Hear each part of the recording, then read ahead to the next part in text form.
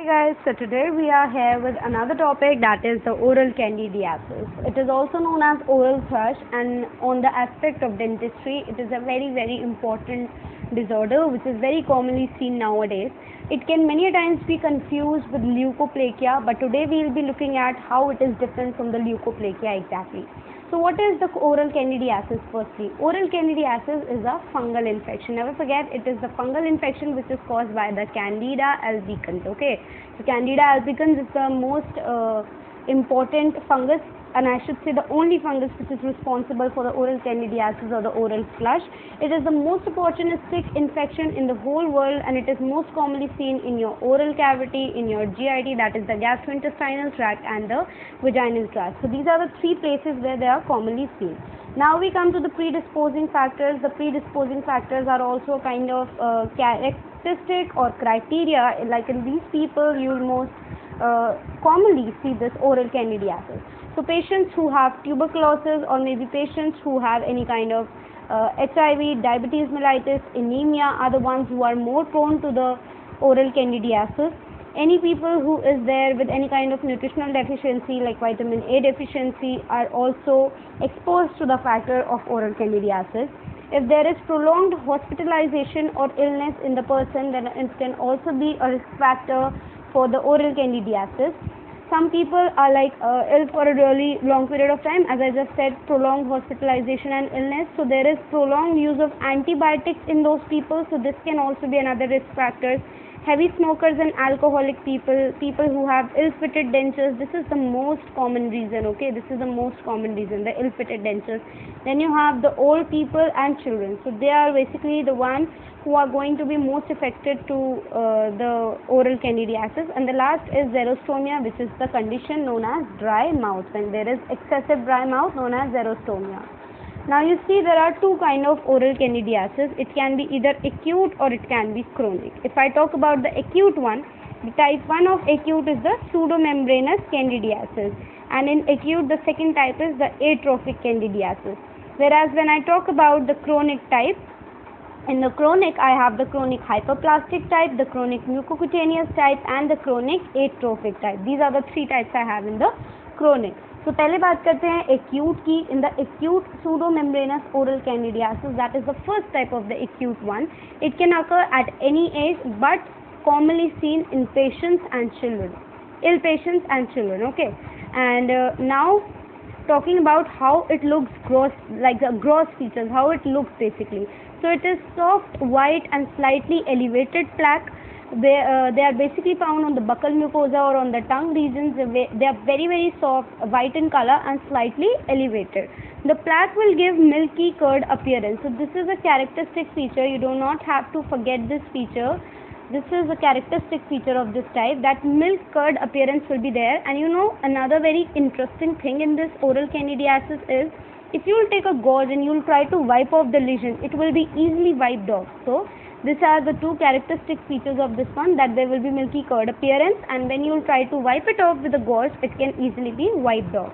Now we come in this diagram. You can see these are the white colored lesions. In this box you can see these are the white milky curd lesions, and when you try to wipe it off with a gauze, they will be easily wiped off. Now coming to the acute atrophic oral candidiasis, this condition is also known as sore mouth. Okay, so this is also said to be the sore mouth. Here also the lesion will be slightly elevated and soft, but the characteristic feature you will see here is that it will be red hot in color. It will be very red in color. Also it is very much resembling the pseudomembranous type. This can also be wiped off very easily, and it can occur at any site and is very painful condition. Okay, so this was the acute atrophic oral candidiasis. Now we come to the chronic type. After we have discussed both types of acute, we come to the first chronic type, that is the chronic hyperplastic oral candidiasis. So the chronic hyperplastic oral candidiasis can be many a time be confused with leukoplakia. It is the leukoplakia type of candidiasis. In appearance it looks very similar to leukoplakia. It is a white persistent plaques. Here also you will see white persistent plaques. The common sites will be lip and the tongue, lip, cheek, and the tongue. It has potential of causes malignancy, as it is a very dangerous one. It is chronic, of course, so it can cause malignancy in future. You see in this condition, this is the chronic type. It is very much resembling to what leukoplakia looks like. So this white pattern out there is a kind of chronic hyperplastic candidiasis. Now you come to the chronic mucocutaneous candidiasis. Chronic mucocutaneous candidiasis is the type 2 of this chronic type. It is not only going to involve your tongue or cheek or the oral cavity, it can also involve the skin, the nails and the scalp. Okay. So basically in this what happens is that there is IgA deficiency which can be seen in the patient, and the serum level is reduced of the patient. The body serum level of the patient is reduced, due to which the person becomes resistant to any kind of treatment. So when you will try to treat this kind of patient, you will see that the patient is resisting the treatment. So it has further 3 subtypes, that is the familial type, the localized type and the diffuse type. Now you come to the chronic familial mucocutaneous candidiasis, which is the first subtype of the mucocutaneous type. So this is, as the name suggests, familial. It will be seen in the family itself. So it will be in the, it runs in the family like a family history or a family tree, and it is an inherited disorder. So like if the parents of a person is having this disorder, the progeny will also have this disorder. Now it occurs mainly before the age of 5 years. Coming to the next type, that is the chronic localized mucocutaneous candidiasis. This is the most severe form of this disease. Okay, अभी तक हमने जितना भी बात करा mucocutaneous के 3 subtypes बताए मैंने, familial, localized and diffuse. So the localized one is the most severe type of this disease.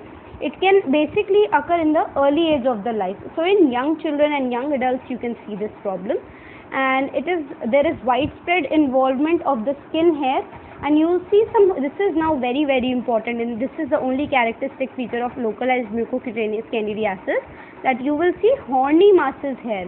What kind of horny masses will occur, I will show you in the figure, but there will be horny masses on the face, on the scalp. Okay, so not only in the oral cavity but also in the face and the scalp they will be seen. Now you come to white plaques will be seen, because obviously candidiasis is all about white plaques.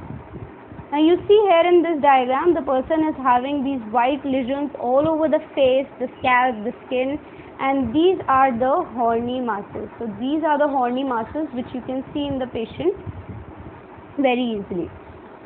Now we come to the last type, that is the chronic diffuse mucocutaneous candidiasis. This is the most rare type. Normally you are not going to see this type. This is very rare.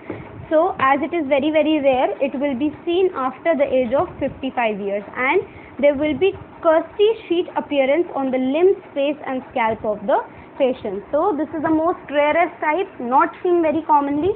It occurs after the age of 55 years. They exhibit crusty sheet appearance on the limbs, face and the scalp.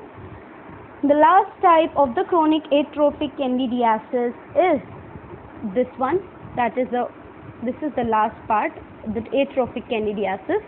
Now this atrophic candidiasis is most commonly, and I should say mostly, seen in cases where there are people who wear dentures. So people who wear dentures are the ones who are more prone to this particular type of candidiasis. This is also said to be the denture sore mouth, because I just told you it is commonly seen in patients who wear dentures.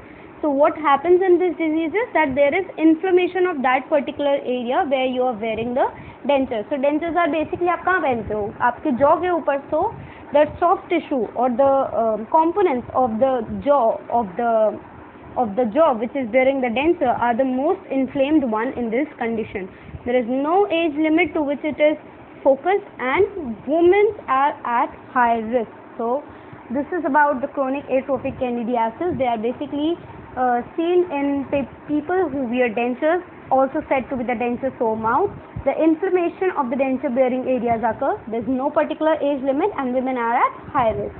Now the last thing is the treatment, of course. So nystatin is basically the chemical which is being used for treatment of any kind of oral candidiasis or oral thrush. So this was all about oral candidiasis. I hope the video was useful to us. I just tried to explain everything in brief. And if you like the video, do subscribe to my channel for more videos. Like the channel and share the video. Thank you guys.